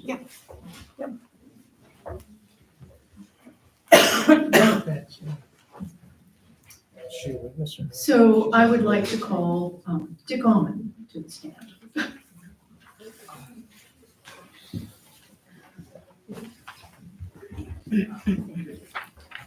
We'll get you sworn in. Nick, just raise your right hand. Promise to tell the truth, the whole truth, and nothing but the truth. I do. Thank you. My name is Richard Almond. I live at 801 Shadow Bluff Drive Thank you. in Galena. So it's your turn to talk to us about question number 3 and and the objections to question number 3. Could you talk to us about that? Okay. Question number 3, should the city council approve the spending of taxpayer money to support and or financially assist the Parker commercial development? The objection is, the question is purposely deceptive and it is incendiary in effect. The developer has never asked for any financial aid or support from this project. The question appears to be solely designed to turn the taxpayers of the city against the project for a reason that simply does not exist. I would suggest that the objection is purposely deceptive. I've had some experience during my 8 years as mayor of this city with developers asking for financial assistance. These requests were not always made up front. These requests can be made at any point in the development and sometimes come when the developer realizes he or she is in over his or her head. The purpose of the question is not to turn anyone against the project. The question is designed to ascertain what citizens of Galena would think about any possible future requests for assistance through actual help with infrastructure of possible property tax rebates or possible property tax rebates. To assume that no developer would ask for assistance at some point in the development is naive. I can give examples of developers who came to the city later in a project and asked for funds. Most of those, in my experience as mayor, were privately solicited. The help was privately solicited in the mayor's office. It was not a public request. If anybody drives out to Walmart or Harding's or Subway to get a sandwich or buy a car at Chrysler or get their car washed, they are driving on streets paid for by the citizens of Galena to the tune of about $300,000. It's not unusual that developers ask for assistance from the city and not unusual for the city to give that assistance. And I think there's a recent development out at the industrial park in which the city has approved a tax rebate. So it's not beyond reasonable expectations that the developer of the Parker project might come at some point to the city and ask for help. And that might be a private solicitation. And that is not unusual, I can tell you that. None of our questions was designed to change the way people feel about the Parker development. They were designed to assess what the citizens of Galena think and to send a message to our elected leaders. We are not going to tell people what to think. We're not trying to tell people what to think. We are asking them what they think. Thank you. Craig, any questions of Mr. Allen? Or I should say, any other questions you have, Kathy, of Mr. Allen? No. Mr. Ullman, did you participate in formulating these questions? I did. And what did you hope to accomplish with the 3 questions? I would hope to understand what the citizens of Galena think about the Parker project. And you don't see the questions as biased? I do not. And could that be because you're biased? Well, I certainly am not in favor of the Parker project. That's exactly the question I was asking. Thank you for the honest answer. Could I ask you a question about your bias? You can afterwards, but you can't right now. Okay, So do you believe your questions address a matter of public policy? yes. What public policy? The public policy to approve the Parker development. Are you talking about the plan unit development process, which is actually a public policy? What do you mean by public policy? You're talking about an individual decision. That's not a policy. I'm asking about a policy. And what is your question? Do you believe your question addresses a matter of public policy? Well, in a way it does, because it's asking people to respond to decisions made by the city government. Mr. Almond, do you understand the distinction between the city, for example, defending itself in an appeal over its own process versus defending a private developer in his project? Do you understand that distinction? Yes. So why did you word question number two the way you did? Well, how is number 2 worded? Let me read it. I'll read it for you. Should the city council continue to spend taxpayer money for the legal defense of the Parker commercial project? And what's your question? You said you understood a distinction between them defending their own process at the zoning board and city council level versus defending the private owners of the Parker project. My question was, why did you word the question that way, knowing that distinction? I'm not sure I was aware of that distinction when I thought about that question. And are you aware with respect to question number 1, the city has never ubiquitously approved the Parker project. Would you agree that's true? I understand the distinction you have been making all day long. But you chose to word it the way you did, correct? We did. Okay. And I noticed when you read my objection to question 3, you left out. That's your objection? It was written by me as the hired attorney for Mr. Wheaton. So he and I sat down together and did those things together. Okay? And Okay. there's nothing illegal about that. So here was the example that I gave you of a question, like you said, just speculating in the future that somebody may come to Mayor Renner and want some private support for their project. Here was the example I gave you. You didn't share it with the audience. Should city employees be allowed to have the city pay their personal expenses such as vacations, bar tabs, and home remodeling? Now, can you imagine any voter voting yes on that? No. And why would anybody vote yes on your question number 3, which you chose to word the way you did?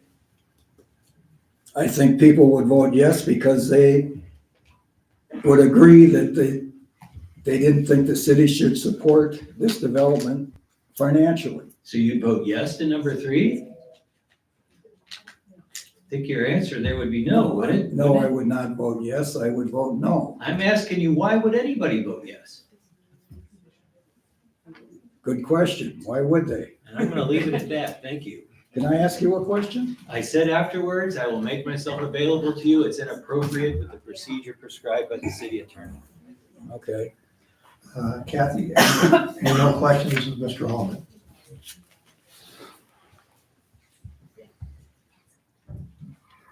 So in thinking about the future, then question number 3 and the possibilities, what do you think is the most important thing that we get from the citizens? Let me rephrase that. Why did we ask question number 3? Why did we ask question number 3? Yeah.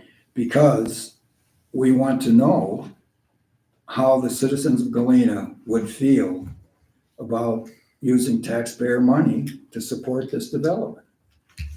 Okay, fair enough. All right, thank you. I don't know if that clarifies anything, but.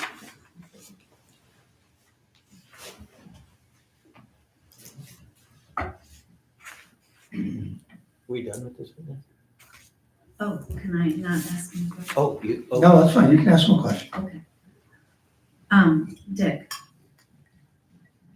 the question that was asked to you about the difference between spending taxpayer dollars defending the Parker project versus spending taxpayer dollars defending the city's process. As we thought about the question for number 3, since even in the city council meeting minutes, that phrase was used to continue the litigation, the phrase defending the Parker process, the Parker project. Did you not feel that we were implying and simplifying as best we could without having to spell out this, that we were defending the procedures and the process? And I mean, did you not feel, and do you not even now believe that the city of Galena has voted to defend the Parker project and has paid legal fees for that?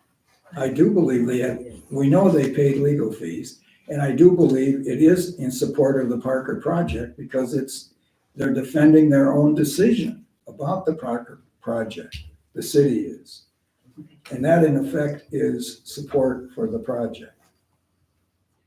Thank you. Is that it?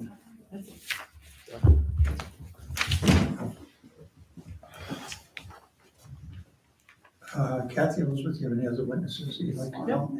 No, we're done. You're resting? Okay.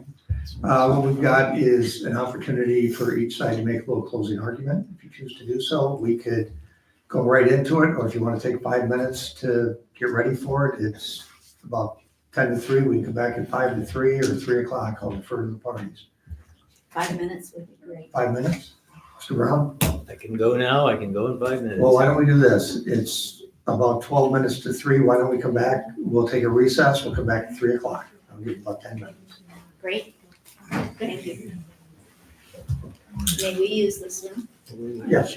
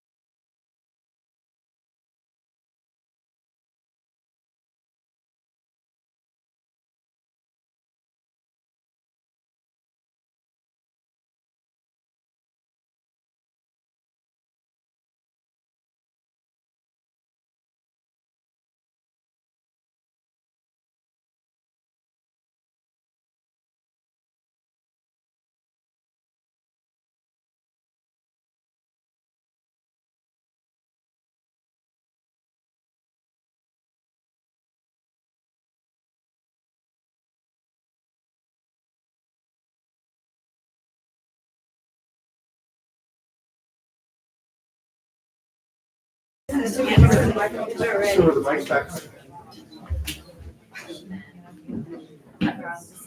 Okay, if everybody please grab a seat, we're gonna conclude this. Mr. Brown, you'll have the opportunity to go first. Ms. Elwell, Ms. Bogus, you'll have the opportunity to go second. Thank you, Mr. City Attorney. Electoral Oh, hang Board. on. Call the roll call just to make sure we're all back. Renner? Kiefer? Here. Aye. Here.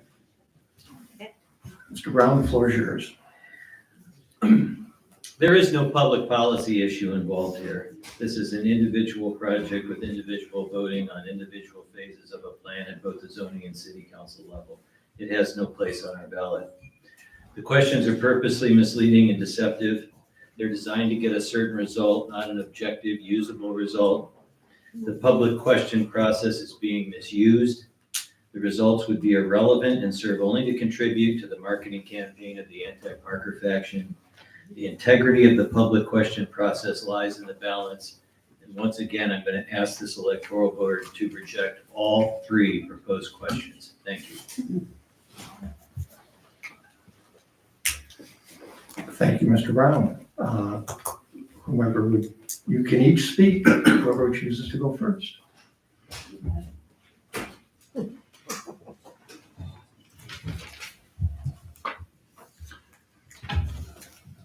In conclusion, it is plain to see that we wrote the referendum questions as simply and clearly as possible, intending that voters not have to read and reread in order to understand what is being asked. Our single goal is to finally give Galena citizens a voice by way of an anonymous vote to express their opinions regarding the Parker development.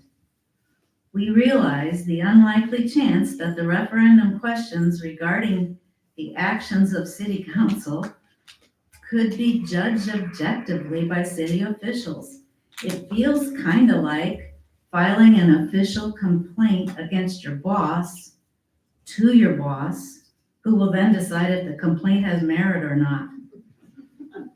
In addition, the objections were filed by a city officer and notarized by another city officer, both of whom were appointed by the chair of the electoral board, the mayor, and confirmed by vote of another of the electoral board, a city council member.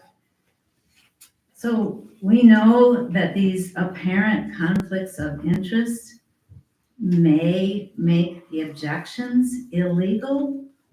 We trust that state law and city code will be strictly followed, and that the referendum questions will be included on the April 2025 ballot. Regardless of the outcome of today's hearing, we will continue to advocate for our fellow Galena citizens. Dick Almond, Elizabeth Bogus, Kathy Elwell, Charles Batch, and Rick Pariser in absentia. Thank you.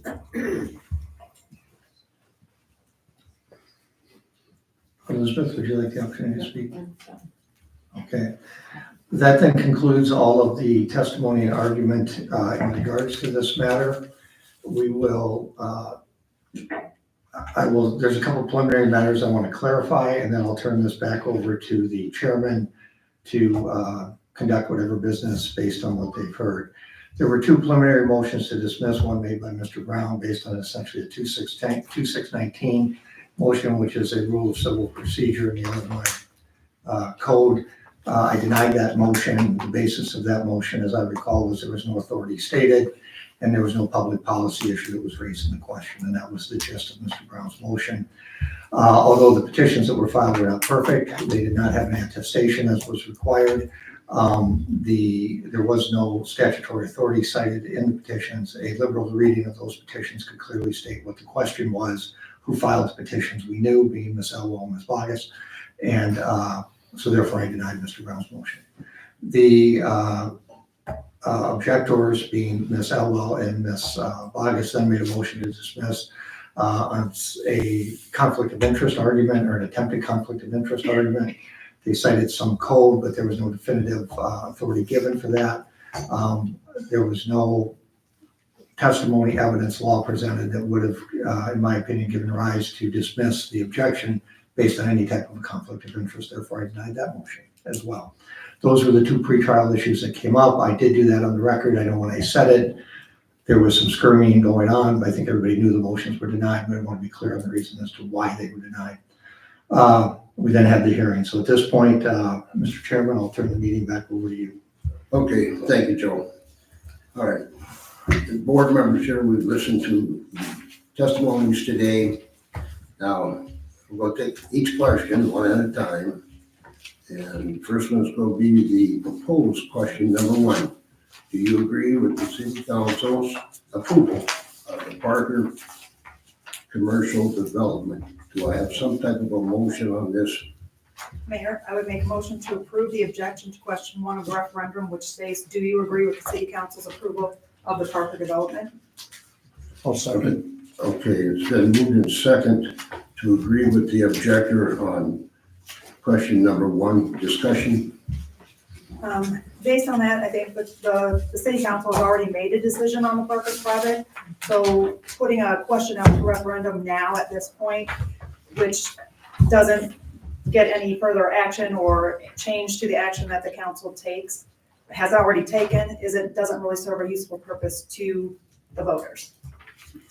Yeah, I agree with what Mary Beth said. In our mission statement, we're supposed to bring revenue and new construction into the city. And I think we're doing that, and I think it's the right thing to do. Well, like both of you are talking about, the decision was made quite some time ago. And to have it on the ballot now would not serve any purpose. So I'm going to go ahead and take the roll call on that motion. Renner, Yes. Kiefer, Yes. Hyde. Yes. Okay. Motion passed. Let's move ahead to the proposed question number 2. Should the city council continue to spend taxpayers' money for the legal defense of the Parker commercial project? Do I have any type of a motion on that? I would move to approve the objection of question 2 of the referendum, which states, should the Galena City Council have spent and continue to spend taxpayers' money for the legal defense of the Parker development? Second. Okay, moved second on item question number 2 to uphold the objection to that number. Do you have a discussion? Yeah, on this question, the city council is not defending the Parker project. The city council is defending the procedures that got us to the approval of the project. So, this question doesn't really address the real issue of were the proper procedures followed. I think it's misleading to the voters, making them believe that we're defending the development versus defending the city's procedures that were used. Yeah, we're not defending the Parker commercial project. We're defending the city of Galena with what we're doing. That's correct. The city of Galena got sued. It got sued in regards to their zoning ordinance, which was passed in 2003. And we found as a city that procedures were done correctly, and we continue to feel that way. So, all right, take roll call on that. Renner, Yes. Kiefer. Yes. Hyde. Yes. All right, then let's move ahead to proposed question number 3. Should the city council approve the spending of taxpayers' money to support, aid, or financially assist the Parker commercial development? I'd make a motion to approve the objection to question 3 of the referendum, which states, should the Galena City Council approve the spending of taxpayers' money to support, aid, or financially assist the Parker development? I'll second. All right, move second to support the objection on question number 3. Discussion. The council hasn't provided or promised any money to the Parker development. The developer has actually gone on record as saying he is not asking for financial support for the development. I think if this question were put on the ballot, it confuses voters into thinking that the city is already funding the development when in fact we're not. Yeah, I agree. Mary Beth, the city is not spending a dime on this. The way I understand it, that this gentleman who's doing this is fairly wealthy and he doesn't really need our money, so he's not asking for any money from Well, the city. it's a private development. Yeah. We're not going to touch it.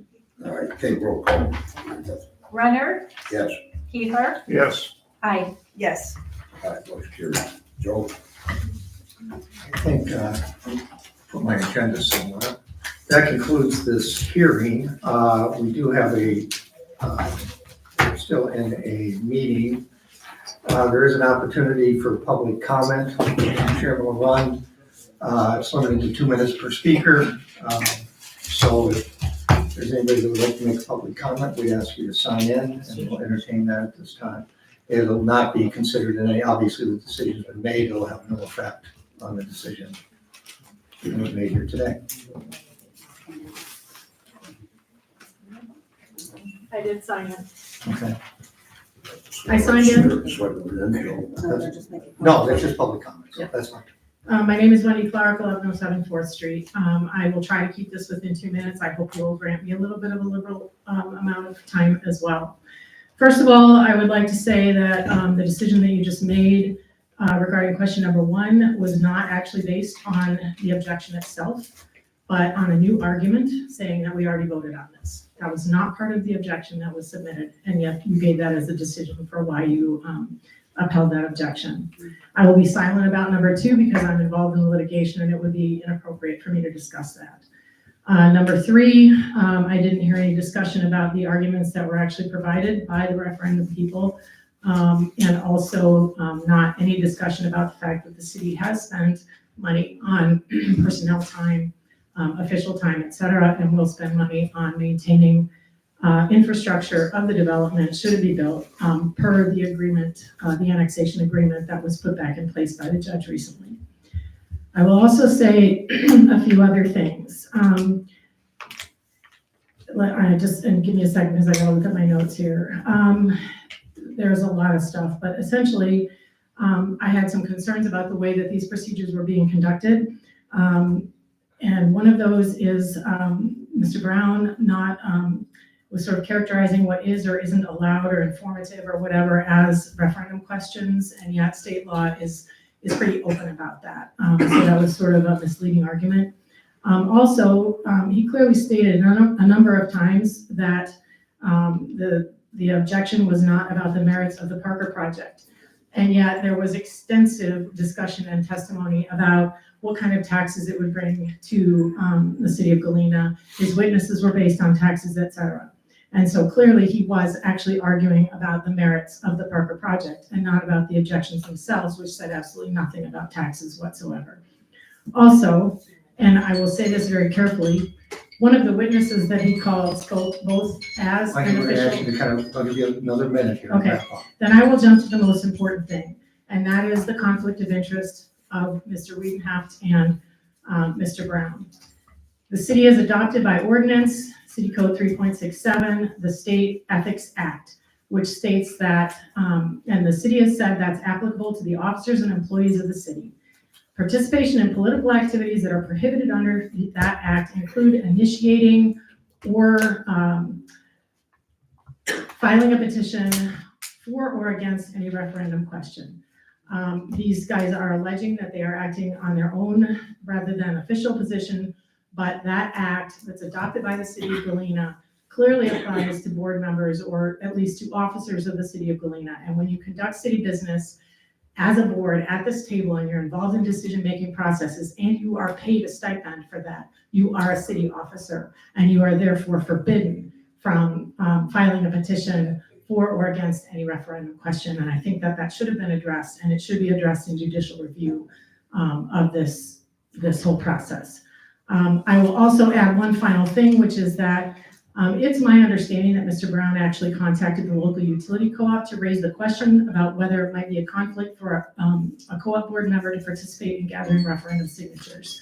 That board is non-governmental, it's owned by its members. Aside from the inappropriateness of that action, as I've heard it, as I understand it, particularly given his role as a city official, that raises a question. If he believes it's inappropriate for a board member of a non-governmental utility co-op participating in getting a referendum on the ballot, then surely he must believe it's even more inappropriate for two appointed city board members who are directly involved in city government to Wendy, I'm gonna ask participate you in to wrap it opposing up. a referendum. Thank you. Thank you. Thank you. Thank you. Anybody else on that? Oh, sorry. They signed in. There's only one person on the list, Mayor. Well, what? Two. 6, so I'll just say it out loud as I'm writing it. Cindy Tegmeyer, 603 South Dodge Street.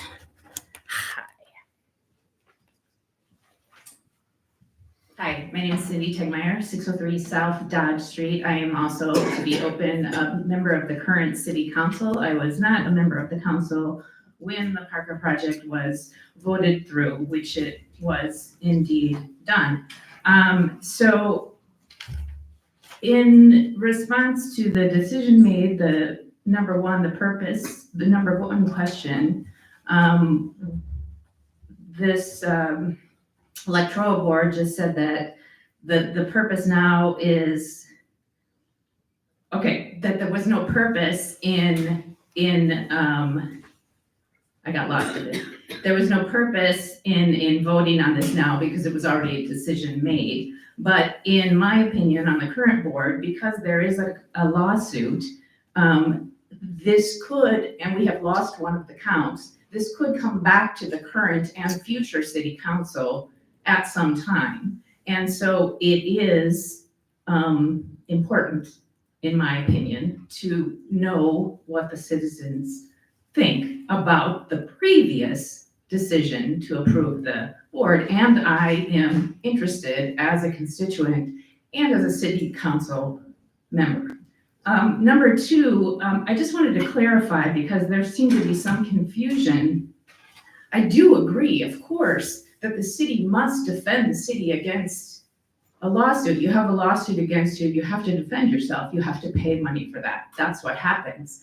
What the city has a choice of and what we've had a chance to vote on is whether we appeal these decisions. We twice lost the one count, and the count, ironic or not, was on process. And here we are again in some sort of process discussions. And so I always want to be really careful that that's what we're getting correct, right? Because that's the count we lost. That's the count we're appealing. And that is actually the choice that we have. We don't have a choice whether to defend ourselves. We have a choice whether to keep the lawsuit going or not.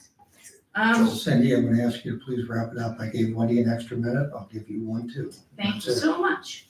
That might be done. I just wanted to add one other thing. There was a lot of talk about the specificity.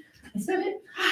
The specificity of the questions. And I do agree they were broad and they could have, I'm sure they went through many different versions of what they would be or what would work best. But here's the thing, when you vote, it's on a ballot. You just see a person's name and a box. And it is your job as a citizen, as a voter, to research who that person is that you're voting for and what they stand for. The same thing with referendum items that are on there. Even if it's a lengthy school board or a school decision, it's your job to research and understand. If you don't have to vote at all. You don't have to vote on that one question.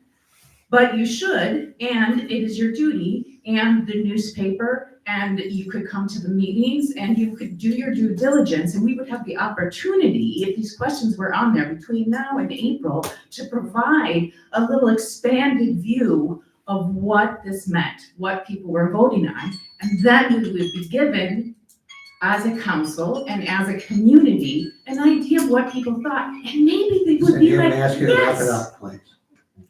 Yes, I know. I'll be back tonight. It's fine. Thank you. Did he sign I think. Okay, could you sign in under the public comments? Or over there, if you would, please. Oh, yeah, okay.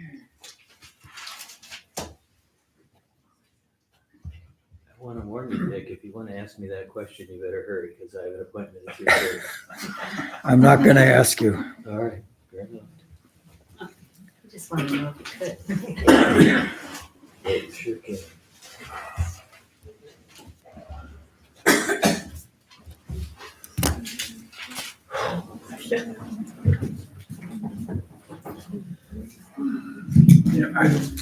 I can't help but think of this process as somewhat of a joke. I mean, here we have an attorney and the objector, both part of their city officers, and they're not supposed to be objecting to questions on a ballot, but that's okay. I wonder why the mayor isn't running this meeting. I'm wondering why the city attorney is running the meeting and deciding how long somebody can talk. Why is that the job of the city attorney? It seems to me that the law says this board is convened with the mayor as the chairman. So I wonder why the city attorney is running it. It's really baffling to me, but this whole process is baffling. It just doesn't make sense. Thanks.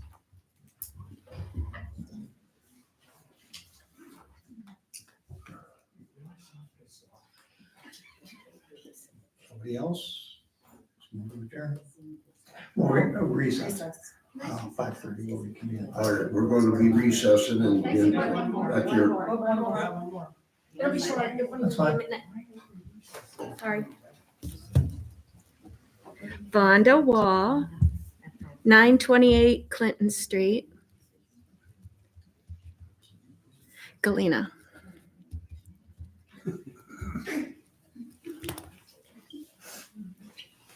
Mine is really quick, and it's just an observation, and I just want to say I'm a little disappointed in the appearance, and it's my appearance, and it's what I could see, okay? It looks like the decisions were made before this meeting even started.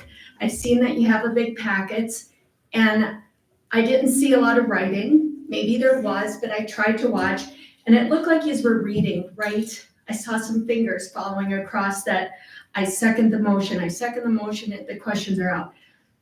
The appearance is there wasn't a lot of discussion after the testimonies, and that you guys had your mind made up before we even came today. That's just my observation. Thanks. all right.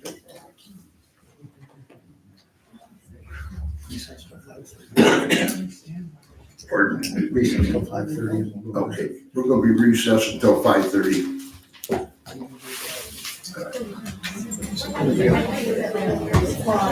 Well, they make it official.